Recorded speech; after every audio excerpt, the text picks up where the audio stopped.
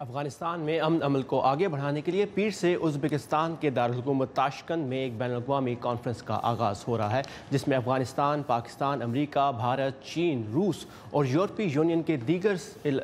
ملکوں سمیت علاقائی نمائندے بھی شرکت کریں گے۔ اب تک افغان طالبان نے صدر اشرف غنی کی جانب سے امن عمل کا حصہ بننے کی پیشکش کا باضابطہ جواب نہیں دیا ہے۔ وائس آف امریکہ سے خصوصی گفتگو میں امریکی دفتر خارجہ کی deputy assistant secretary Alice Wells نے اس امید کا اظہار کیا کہ طالبان تاشکند کے اجلاس میں شرکت کے بارے میں مثبت رد عمل ظاہر کریں گے۔ تاشکند کانفرنس ایک اہم موقع ہے کیونکہ اس سے بین الاقوامی برادری کو صدر اشرف غنی کی افغان امن کے حوالے سے دی جانے والی تجاویز کی حمایت اور اہمیت کو اجاگر کرنے کا موقع ملے گا۔ میں امید کرتی ہوں کہ طالبان تاشکند کانفرنس پر اپنا رد عمل دیں گے یا کانفرنس کے آغاز سے پہلے امن بات چیت میں دلچسپی کا اشارہ دیں گے، کیونکہ صدر اشرف غنی کی جانب سے اعلان کردہ لائحہ عمل مستقبل پر مرکوز ہے۔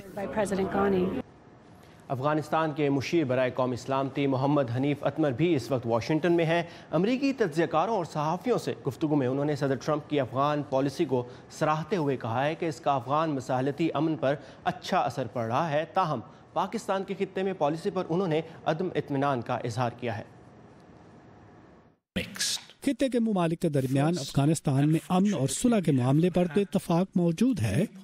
مگر دہشت گردی سے نمٹنے کے حوالے سے اتفاق رائے ذرا ٹوٹ پھوٹ کا شکار ہے۔